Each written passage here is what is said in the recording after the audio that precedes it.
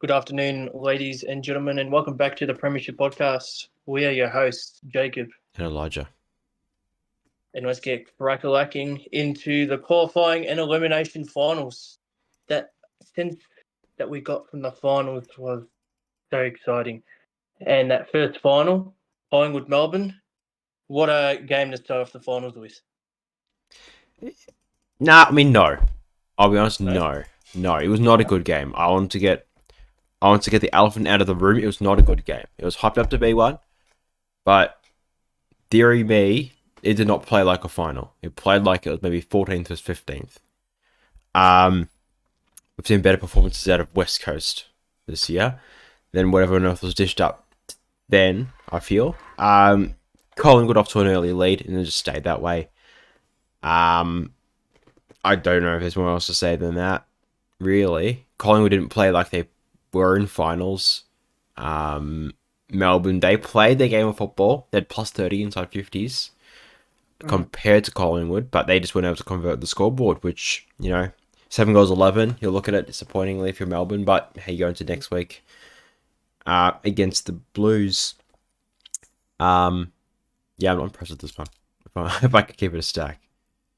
I guess the common that we saw in this weekend of finals is that a team got out to about a 30-point lead, and then the team that was losing just made a late comeback, but just couldn't get the dub.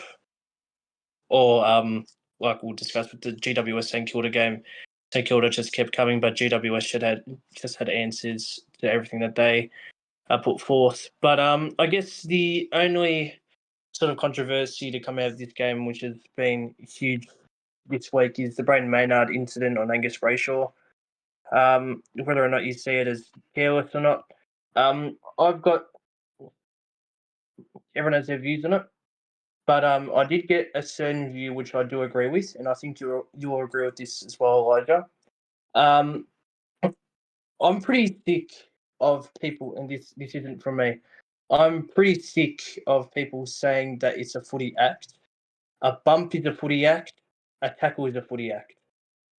If you do a high bump and you bump the person's head, you get suspended. That's also a footy act. If you tackle someone and it ends up being a swing tackle, that's a footy act as well.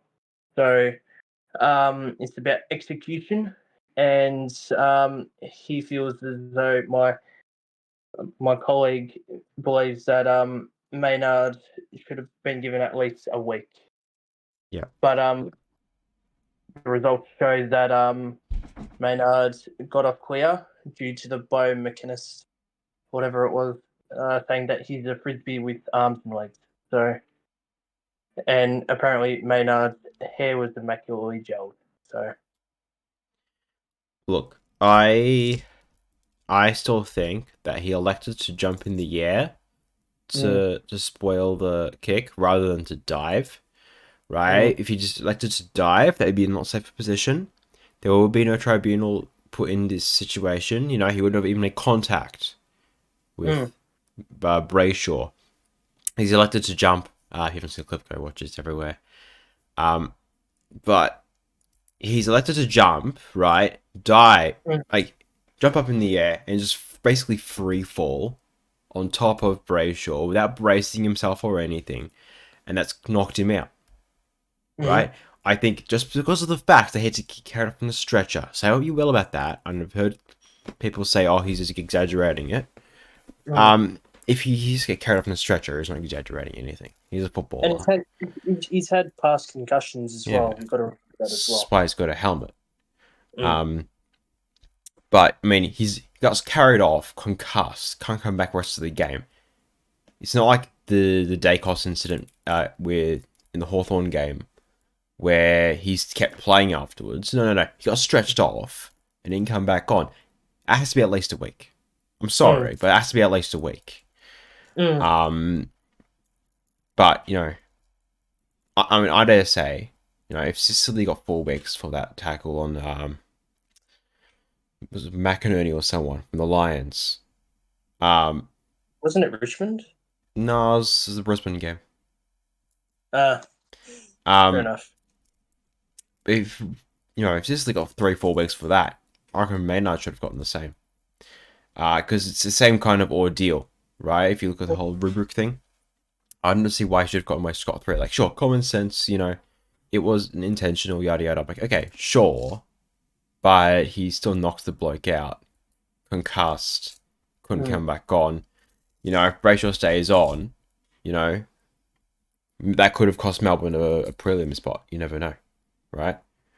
Exactly. So I feel like still either way he should have at least a week, at least, right? I still feel like even to make the granny he shouldn't be there, but the AFL won't even appeal it, so is what it is. He'll be back. There'll be unforeseeable consequences for the future due to that, because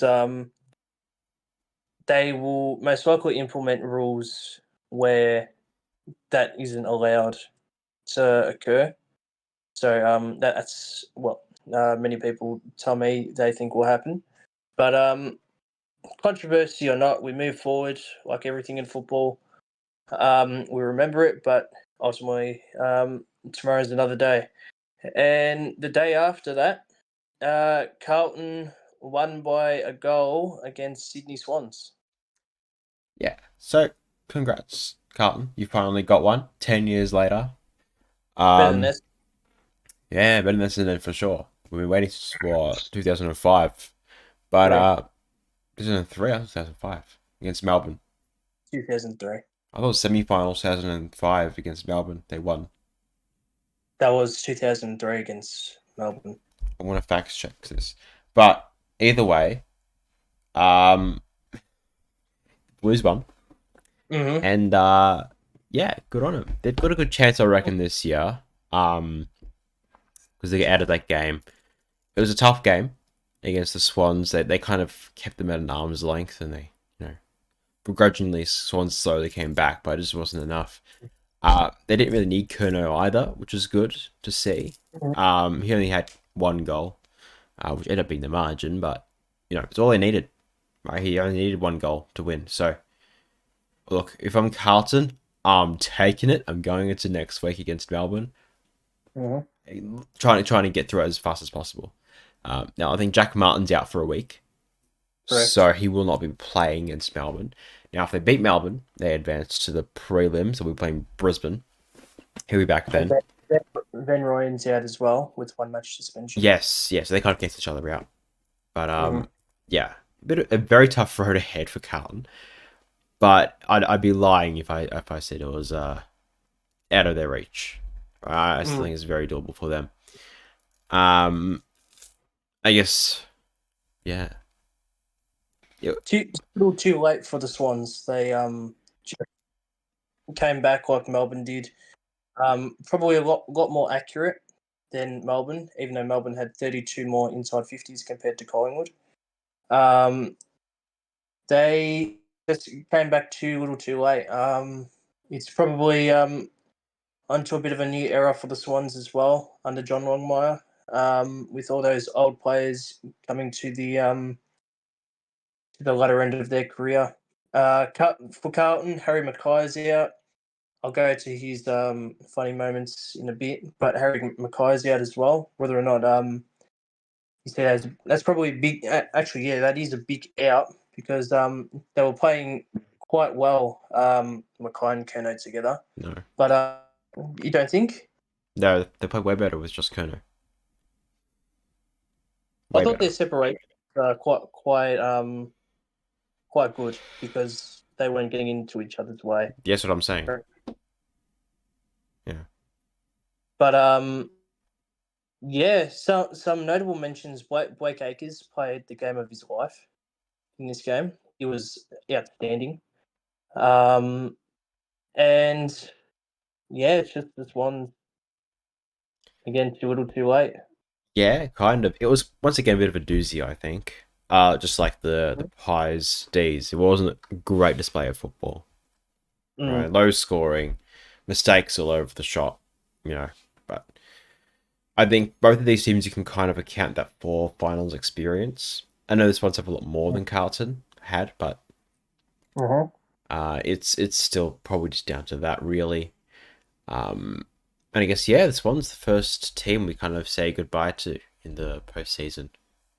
So, With that as well, I'll ask you a question, Elijah. If Carlton end up winning against Melbourne, can they beat Brisbane up at the Gabba? yeah, definitely. I could totally foresee a Giants Blues grand final. Easy. Giants. Oh, Fair enough. that's okay. I want to get the air here. We're going to talk about when we get to the Giants anyway. But I don't think it's completely out of imagination that they can go through Port Adelaide and Collingwood. Right? I could see them getting past Port Adelaide, 100%. Oh, Collingwood way easier than Port Adelaide because Port Adelaide, you're playing in Adelaide, and they play well there. Collingwood, on the other hand, right? Look how good the Giants played in the weekend against a competitive Saints side. Right, which we're going to get to them in a minute. Right. Good segue. Good segue. Okay. All right, segue. Fine. They played. GWS won, by the way. Yep. The Giants won by 4 goals, 24 points against the Saints MCG. Saturday afternoon, I think. Watched the first quarter of this one, and then put the telly off because the Giants were kind of ruining the fun. But the Saints, they play competitively. I had both of these teams as dark horses to make decent noise, because they can win anywhere, right? MCG, interstate, wherever, right? They've shown to be competitive against the top sides too. I think the last few weeks of the season, the Saints, they've chipped off a few wins against these top teams as well. You know, knocking off Geelong, and the likes of those as well. So Giants proving they are significantly better than that. I think it's completely out of the imagination to suggest that they can get through Port Adelaide in Adelaide. It's going to be the hardest one. Collingwood MCG, which it's Collingwood. They didn't play great at all. They'll have Maynard back and Dacos back. However, I don't think it's completely out of the imagination to suggest the Giants will be there. Canelio will probably be back then. And assuming they don't get any other injuries, that should be it. And I think it could be a really great competitive prelim final, just like 2018, to make the granny. 2019. 2019, sorry. But I reckon that's going to be a great game, and I think it's completely fair to suggest the Giants will make the grand final. In fact, I would probably predict that. If I might bracket again today, I'd say Giants grand final, because the other teams just aren't up to it at the moment. I don't think. That's fair judgment. Fair judgment. There are certain teams that are more informed than others. Yeah, because at least Carlton's bracket to get to the grand finals harder, right? Melbourne's probably the most informed side in Melbourne in the comp. Brisbane's the best team in the comp, right? Especially in Brisbane, right? This is a harder of a track to go through than, say, the Giants, who play well away, right? They've already won in Adelaide. They've already won at the MCG this year. They just have to, do it again, right? Especially, and it gets teams which they've beaten teams in better form there already. So I don't think it's completely a bad addition at all. You heard it here, folks. Toby Green in his first grand final dub. Possibly. Well, we'll see. But I reckon... On to the game. GWS played very well. St Kilda came back again, but GWS constantly had the answers. Jake Riccardi and Callum L. Brown. He was quite athletic up forward. He's quite dangerous to match up on because you don't know what he's capable of in terms of his athletic prowess. But and Jesse Hogan as well up forwards, quite dangerous. So those 3 forwards, and you got Toby Green just being a little pest for other teams because he's such a great player. Yeah. Midfield, Tom Green, fantastic. Still fantastic for the Saints.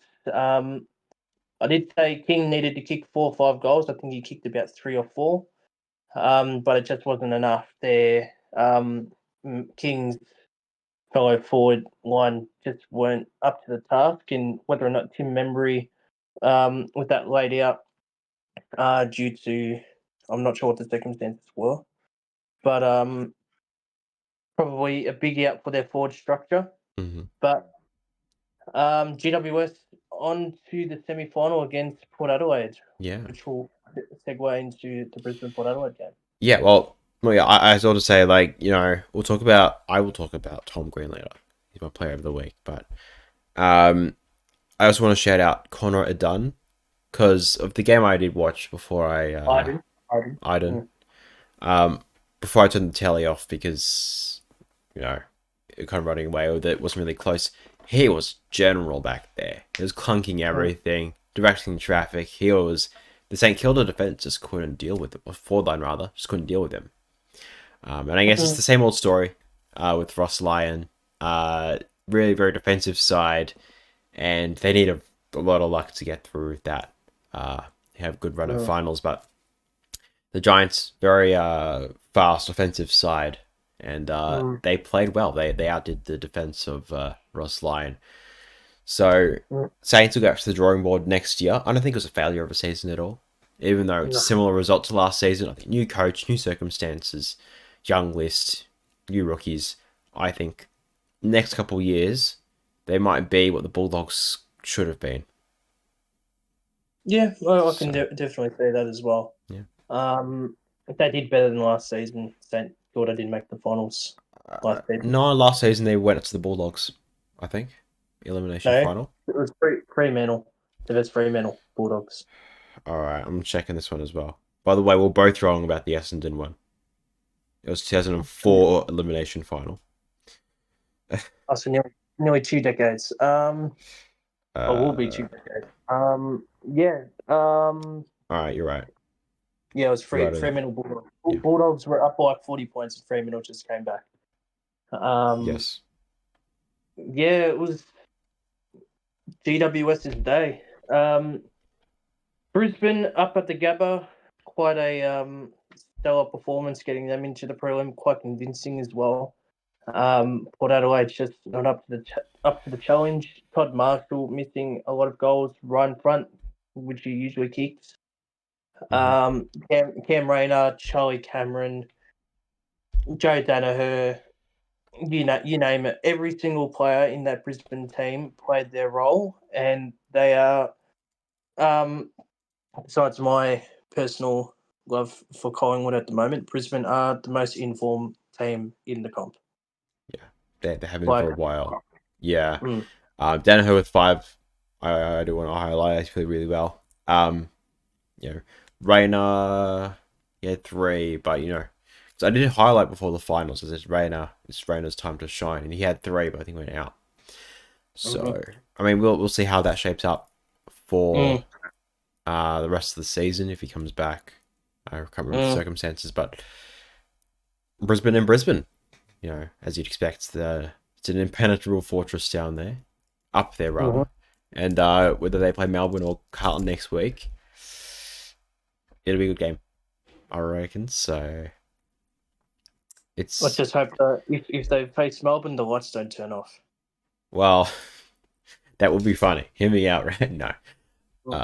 Look, whoever runs the power grid over in Brisbane has the best opportunity to do the funniest thing in Australian sports history that weekend. Troll. The greatest opportunity of a lifetime. That's all I'm saying. But look, you'd expect this one to go this way. Port Adelaide will go back to Adelaide next week to play the Giants. Home ground advantage. There's got good contributors. Rosie Butters, Horn Francis. The list goes on. You know the drill. Lysette, he'll play well in the ruck. Dan Houston, yada yada. Right. I think for both of these teams, I think you give Port another year, but they'll probably have to make top 2 to make noise as well. But I think it's this year or nothing for Brisbane, I feel. And they've made good progress to reinstating that. Yeah. I guess instating. Even though Will Ashcroft is out as well with that ACL, Jasper Fletcher played a really good game for a first-year player. Yeah. He played 3 goals. So good on him I think he's the youngest player in the finals at the moment as well. Younger than the Saints guys? That went through. Okay. Philippe was the youngest, but Jasper Fletcher is, I think, the youngest. I know you're talking about Ollie Hollands. But yeah, Brisbane far more superior on the night. Yeah. On to our predictions for this week's games, which are Carlton and Melbourne, and Port Adelaide and GWS semi-finals to make the prelims. Melbourne take on Carlton, and whoever wins that game goes to play Brisbane up at the Gabba. Yep. Who do you have? Yep. So MCG Friday night, Melbourne Carlton. I have the Blues. I've got straight sets as well, Elijah. I've got the Blues as well. Yeah. This isn't anything to Melbourne's discredit. I still feel like they're a great football side. They should have. They were the better side on the night against Collingwood. I don't want to be around the bush there. They were the better side. But I think push comes to shove. I think Carlton's got the momentum behind them going into this one. They've got the pieces. I think if anything, if Mackay's out, they've got a better chance. I dare say, and vice versa. You know, if Grundy's out for Melbourne, the D's are a good chance. So if they, because Gawn does have a foot injury, if they decide to field, sorry, it's a broken foot. Yes, broken foot. Sorry, cutting it in and out there. But yeah, so if they decide to field Gawn, I think the chances of winning that game go down a little. But I think Carlton has everything behind them. They've got the they've got everything. So I think they might lock this one away. It'll be close, I think, because it's MCG. But yeah, I think the Gawn situation is very similar to Nat 5 back in 2015 when he did that ACL injury. Gawn with that broken foot is very dangerous. I feel as a ruckman, you're taking on a lot of heavy pressure and heavy-bodied players like Pittenat and De Koning. So if the Carlton want to be, if the boys want to be sort of dogs here as well, they can take advantage of that and push Grundy around a lot. Unless she's on some medication from another planet, I think Gawn will be in a lot of pain, win or loss after this game. Well, I think the only thing which doesn't really seem fair that comparison is I don't think Gawn's the best player on this Melbourne side. Yeah, he's the captain, but there's a lot of other contributors which can get the job done. Oliver, Petrarca, Lever, May, Fridge. There's a lot of good players in Melbourne. Whereas if you go back to that mid to early 2010s rather, Fremantle side, from memory, your best players, I like Nat 5. Sorry? Lockie Neal was at Fremantle at the time as well. Lockie Neal, yes. Ryan Crowley, Tendai Mzungu.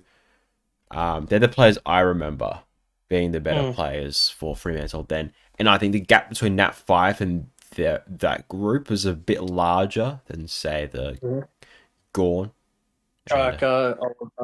Yeah, and besides, he's not the best player on the team, I wouldn't say at the moment anyway, healthy or not, so he's important. He should use more hands, though, Gawn, because he kicked it a lot on the weekend, and there was a lot of talk about him using his hands a lot more. Yeah, well, even that might even play to Melbourne's favour anyway, right? Yeah, exactly. But I think the more important thing is winning the clearance, and I don't think Carlton's ruck situation is too fantastic either.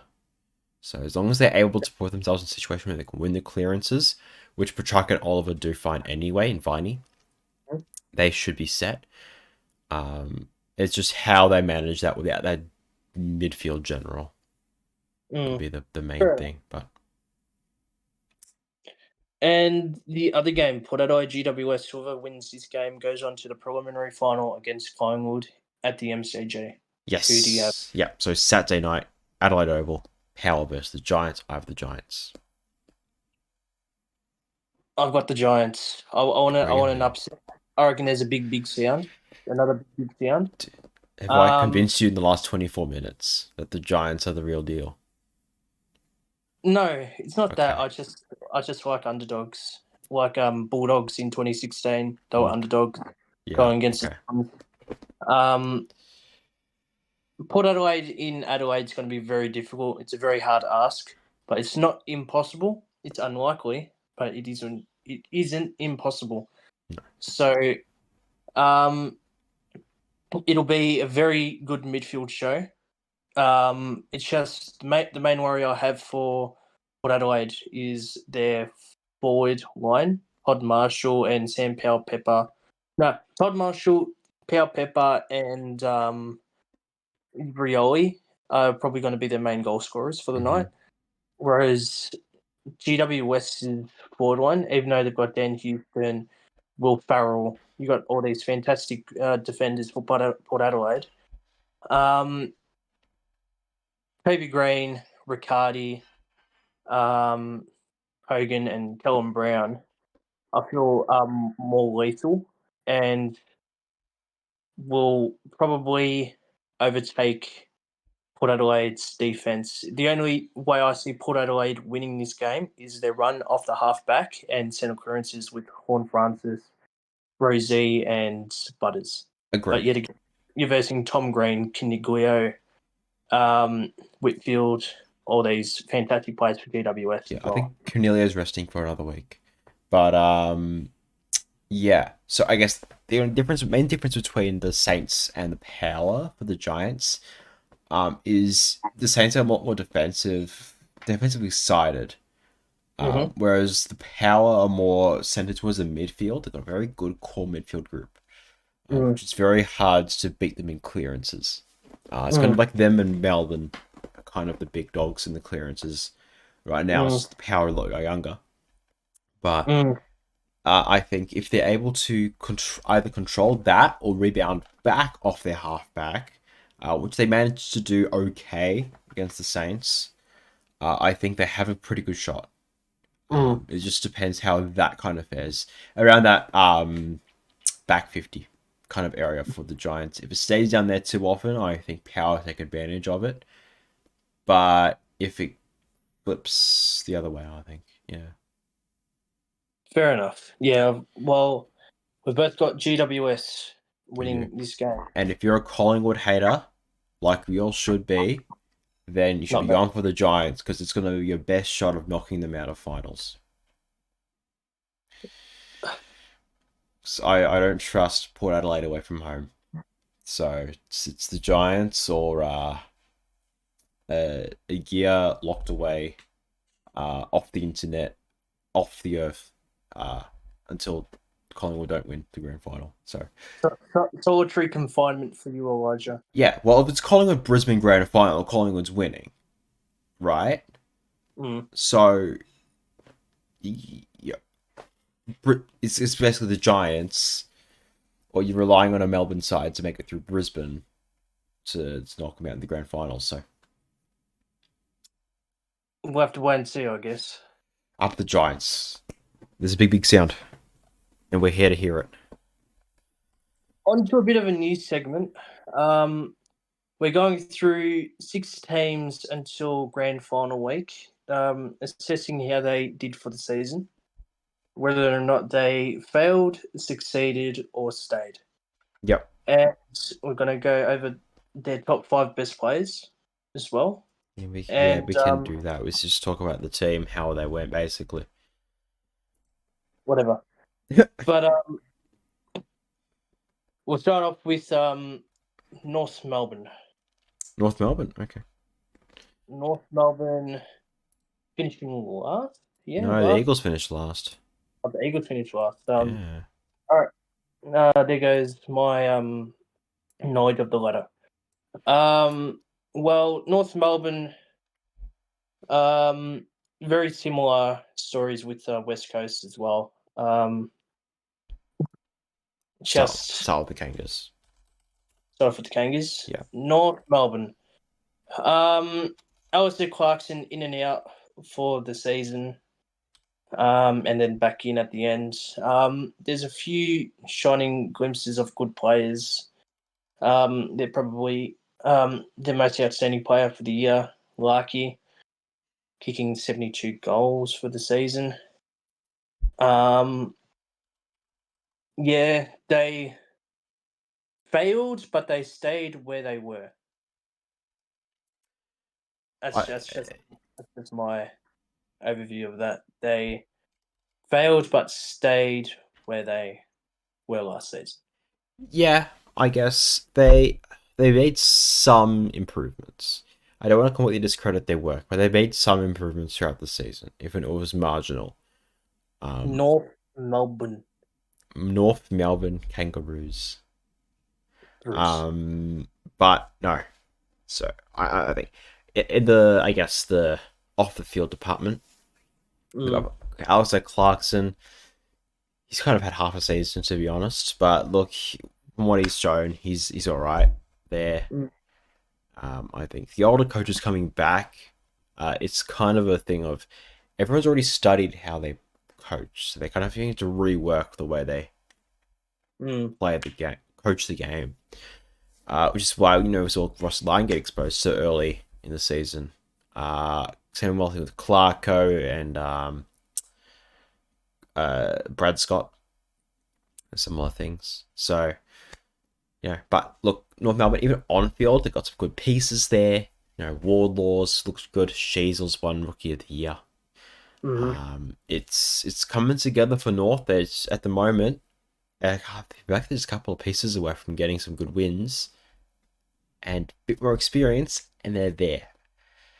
It's a lot to say, but I think going into next season, I'm not sure how confident I am they can get off that bottom four.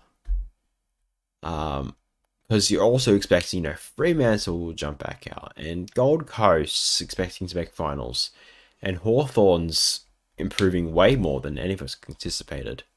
And West Coast exists, so I feel like I don't know if they can get off the bottom of the ladder necessarily, but they can definitely put some distance between them and West Coast or whoever else decides to flop earlier in the year. It'd be tough though. A tough few extra seasons, but I think they have starting to get the pieces, which is a good start, which they didn't have before. It'll be a very similar rebuild, I feel, to what Melbourne went through in the 2010s, where they were just a nothing team. Early 2010s, early 2020s for North Melbourne. It'll probably take them a good 4-5 years until they start making some sort of noise again. Yeah. But what do you rate their season, Elijah? Well, look, Success, fail, or stayed? 3 wins, 20 losses, 71.5%. I'd just have to say it's still a failed season in my book.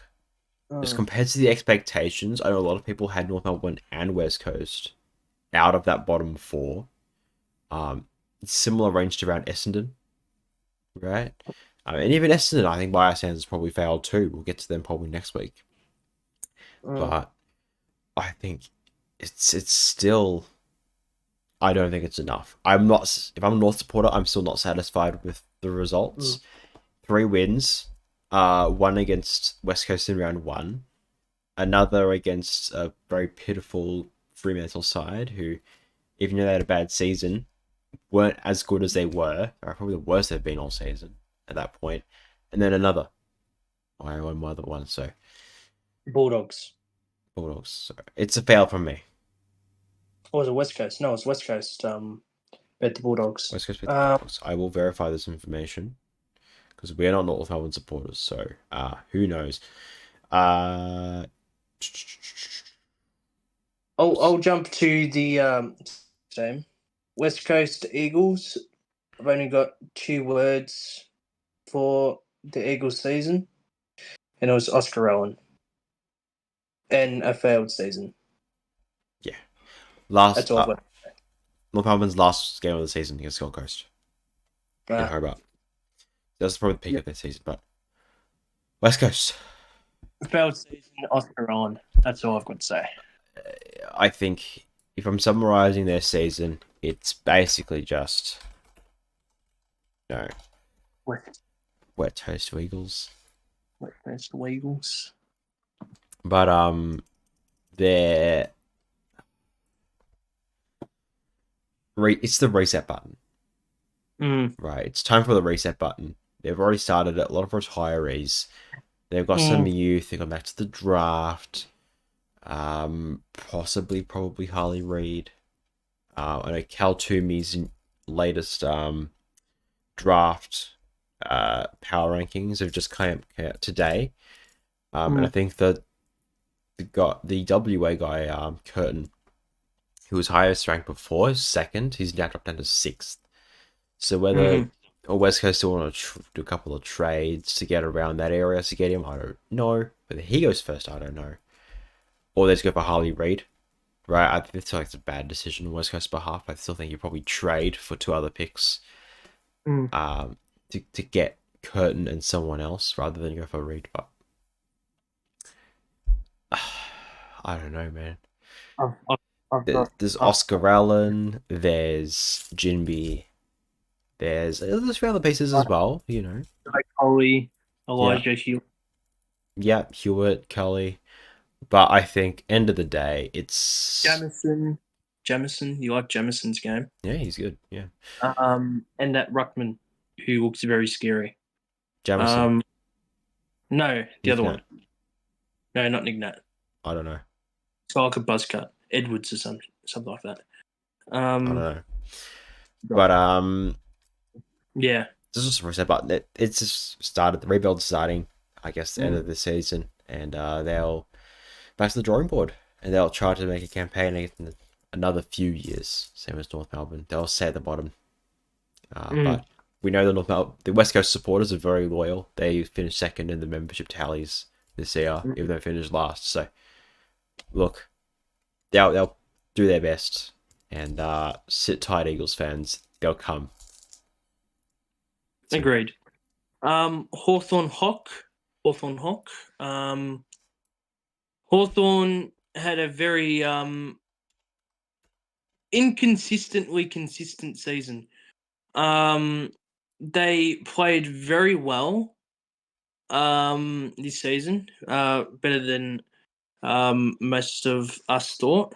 Their peak was definitely beating the Pies at the MCG. Yeah. But they pulled up challenges against formidable foes and against some other teams that just dropped off. Like the Geelong game that I went to, we played really good that first quarter, but after that, we were just nothing. So we've got a very good list. Hawthorn have a very good list, young list. Good midfield core growing there. Forwards looking good. Mitchell Lewis is a gun. Stithley down back, gun. It's just about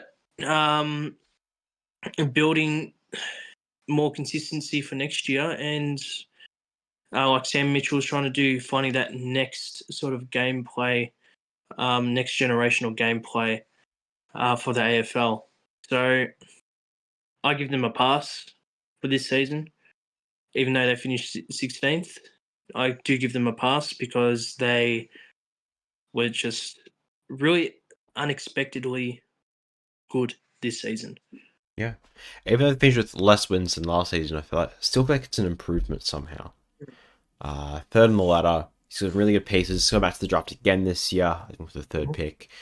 I think they've got most of what they need to come back. It's just a bit of experience here and there. More consistency. The Giath was missing most of the year. Next season, Wingard's kind of not. He's going to be pretty absent most of the year. He'll get maybe 6 or 8 games in, but I think overall, right, some really good pieces. Newcomb's great, right? Sicily's great. I reckon both will make the All-Australian team next season as well. Mitch Lewis, yeah. I don't think he'll make the Australian team, but he's definitely up there. Will Days, a certified legend, All-Star. Utility. He's great. He might even make All-Australian too. Who knows?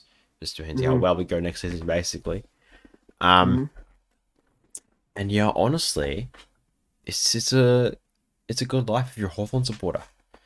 Yes, it's not all the results you would have wanted. Yes, a lot of disappointing performances. And the last game of the season was particularly icky. Losing to Freo in a game you would expect us to win, we kind of get thrown out of the house. But look, all things considered, a lot of great patches, a lot of shining lights, and I think coming into the next few seasons, actually no, give us 2 years, we'll make finals. So not next season, season after, we're there. Yeah, I agree. Yeah. What's the name? Fremantle? Gold Coast. Gold Coast. Yeah. Gold Coast Suns. How can I summarize that? It's just same old story for Gold Coast. Bronze Coast Suns. Bronze Coast Suns. The Gold Coast Lions, even.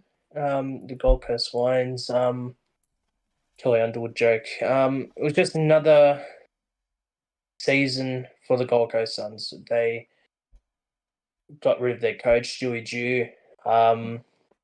They're where they usually are ever since they started in the competition in 2011. It's been 12 years now. So, yeah, it's just same story for Gold Coast and another failed season. Yeah.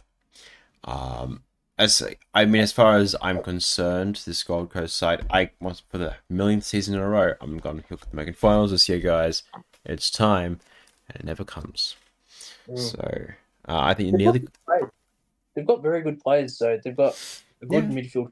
They've got Jared Witts. They've got Anderson. Pretty defense. They've got King. Anderson's probably their best player this season, I would say. Took Miller, all the rest of them. They've got great pieces, as you'd expect, being in the bottom ladder for so long. It's just a matter of putting it all together. I'm hoping Damien Hardwick kind of pulls the script together, that gets their heads in and makes good progress. So if they can get consistency throughout the whole season, being good, right? There's such thing as consistent bad form. It's called North Melbourne. Or there's consistent good form, which is what you're looking for.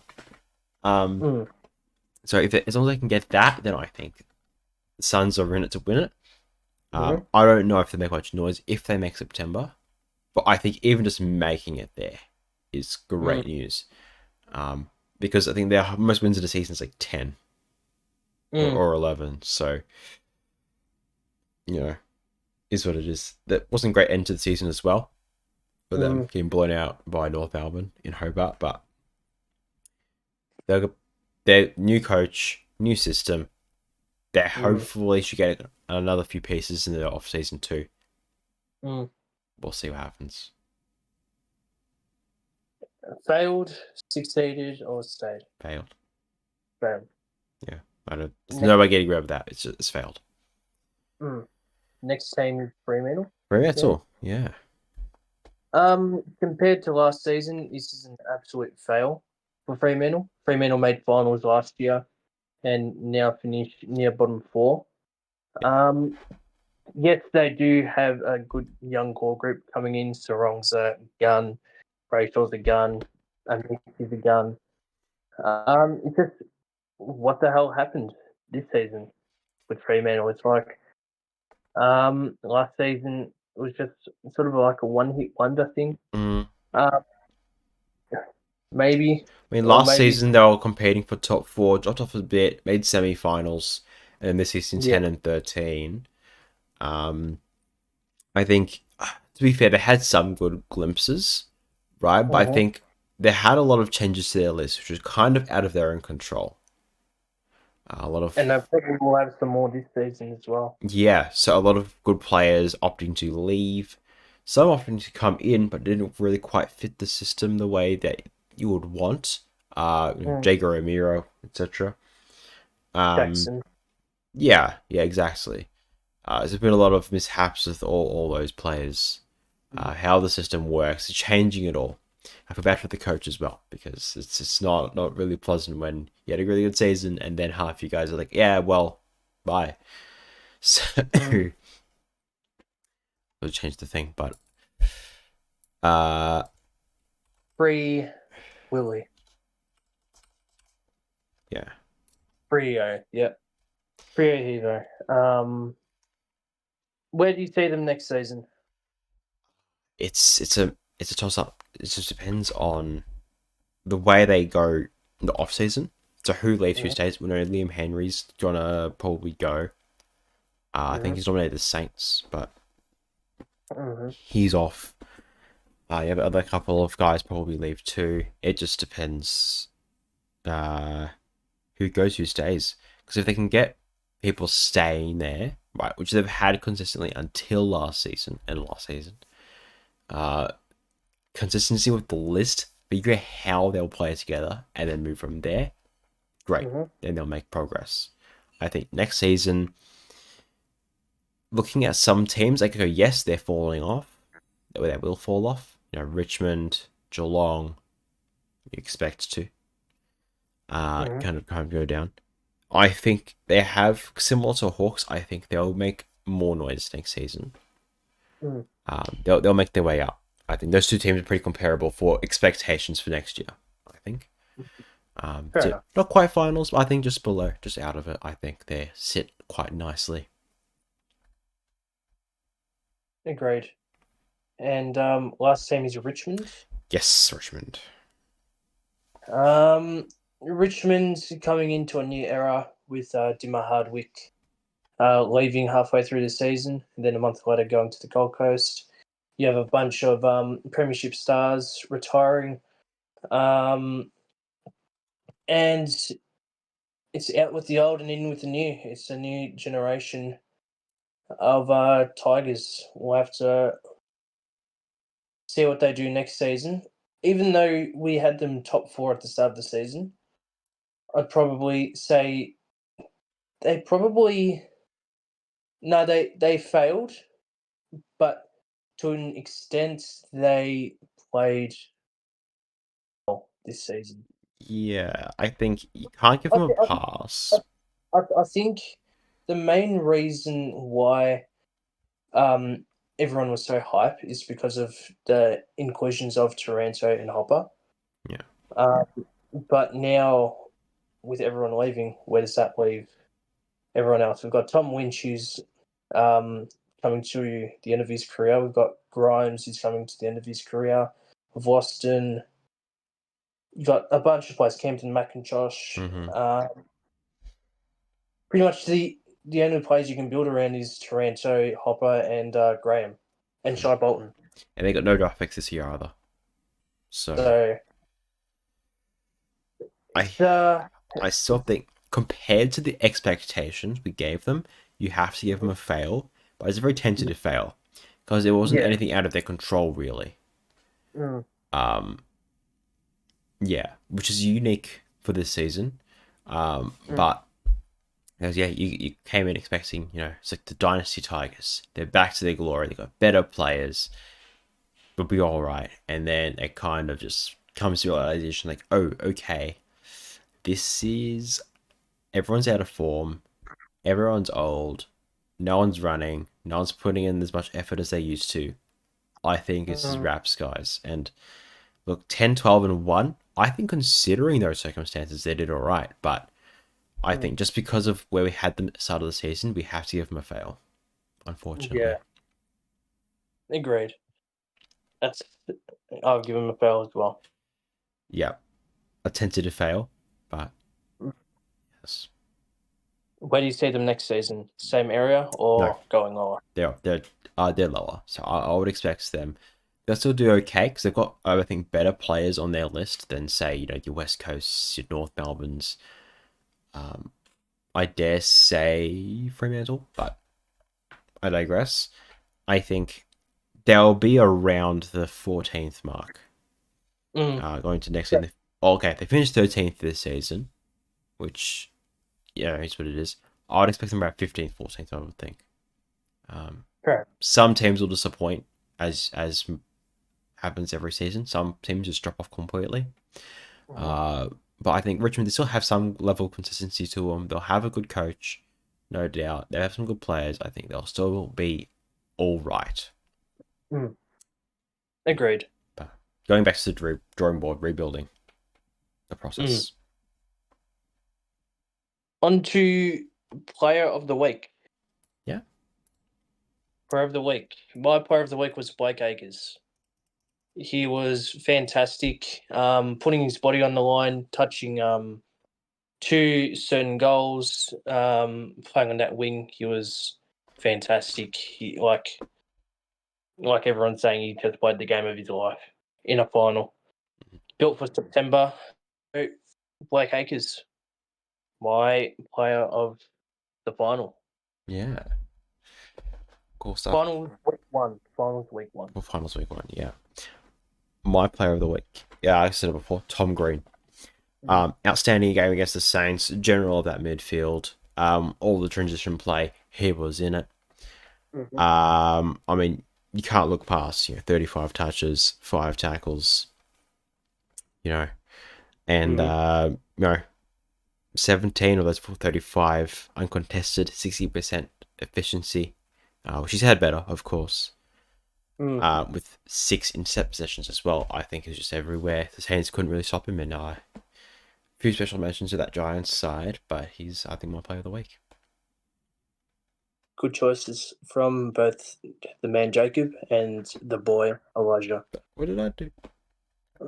Nothing. You're God.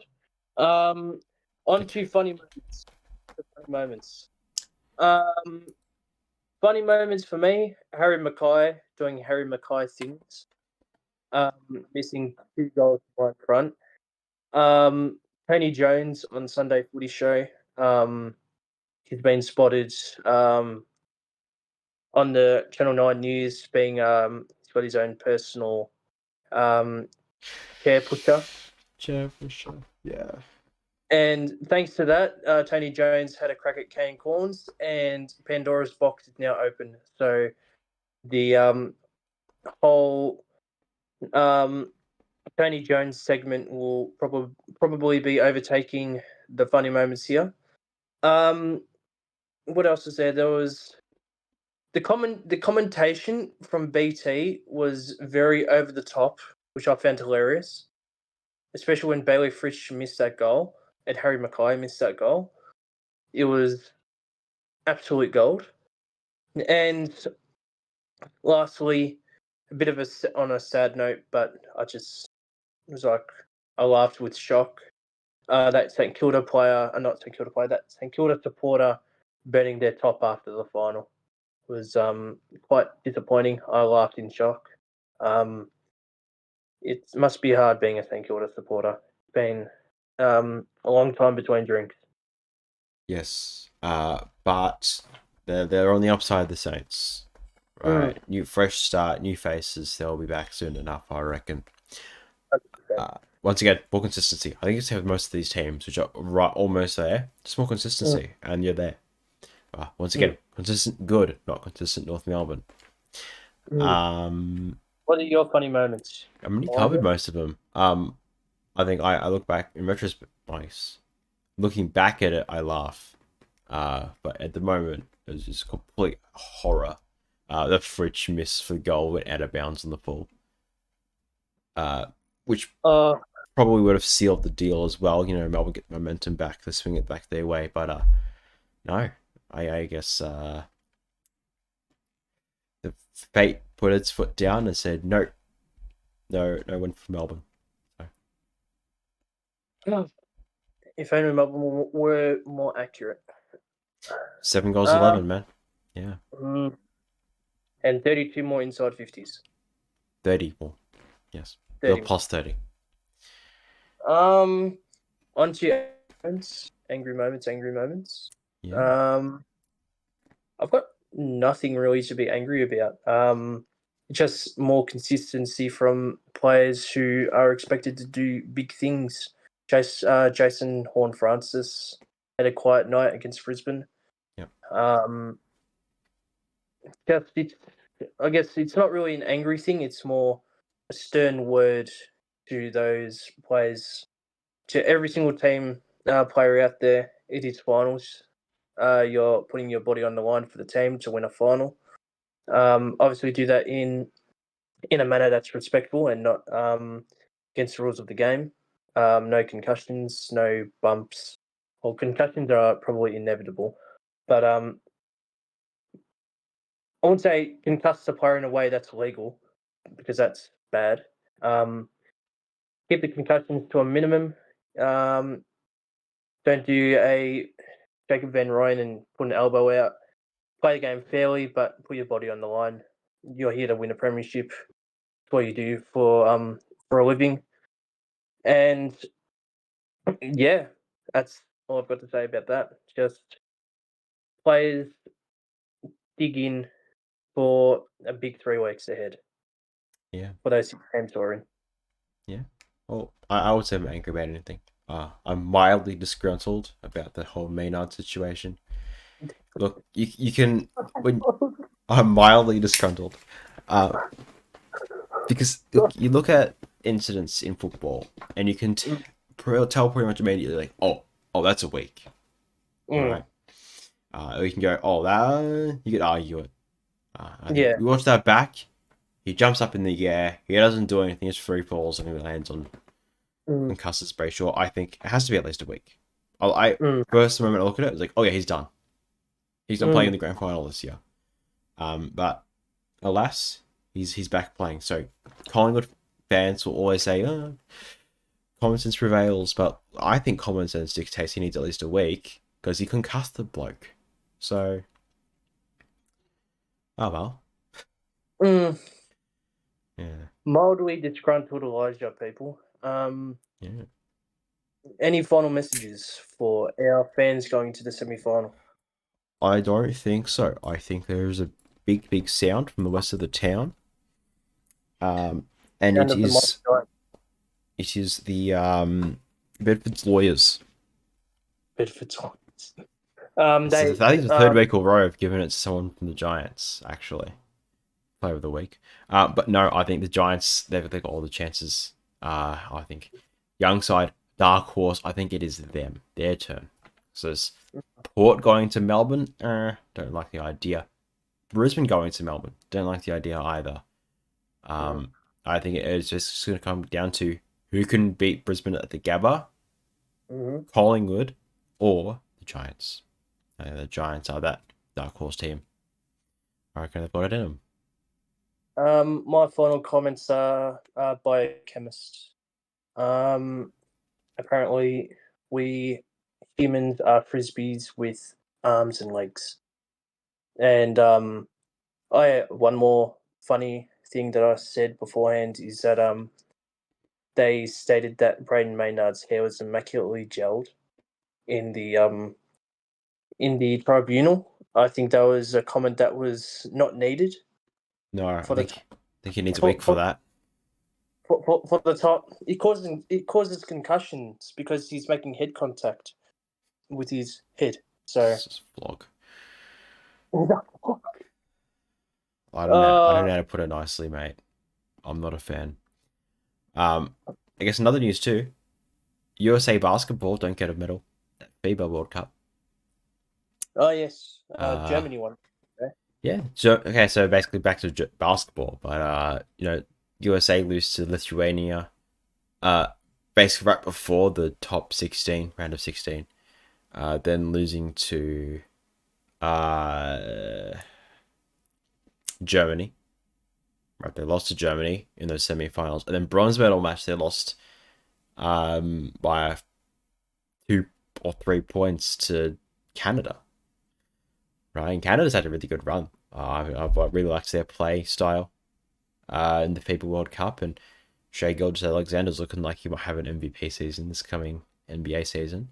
But USA no medal, and I think that it's all attention to the actual stars of the NBA. Like, I say actual stars, but like LeBron James, is he going to respond? Steph Curry going to come in? I think we've had a warning. This is a warning now to put the US on standby. And say, look, we're not actually as good as what we were.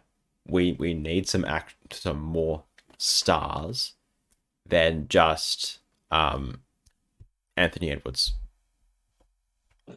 Those players definitely have basketball backgrounds as well. So Hey, throw Scott Pendlebury. You never know.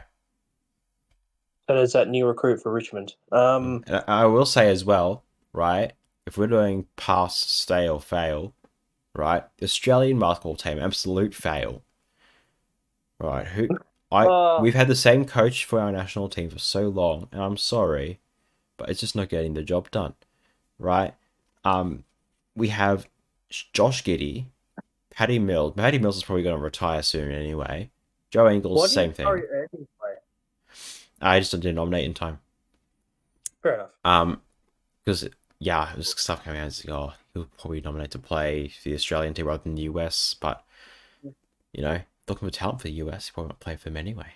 But we were going. I guess it was a while ago last year. Like we were number 3 behind Spain and the US. Sorry, France, US. Every single one of those 3 have dropped off. But our players wise, we've gotten better because we've gotten Josh Giddey. Right. Granted, we lose Jock Landau to an injury. That's fine. And Dellavedova, or whatever his name is. Dellavedova's just like retirement. Right. He's just playing out his last few years that he can run in the NBL. But there's no reason why we should have lost to Germany. There's no reason we should have lost to Slovenia. There's no reason for all that. I think there's no reason we should have not finished top 8, which we managed to still flop. So, oh well. I guess it's the Olympics next year in Paris. So we're already qualified for that. Same with Serbia, we finished 2nd. Germany, US, Canada, Japan, France, and Australia. And South Sudan. So yeah, first in all the top 3 who finished the World Cup and the highest ranking in each region in World Cup already qualified. So yeah. With that comes to an end of another episode of the Premiership Podcast. That is Jakob and Elijah out. Follow our Twitter and YouTube and click the notification bell. Yeah, like, subscribe, notification bell, all of the jazz. All right, thank you, bye.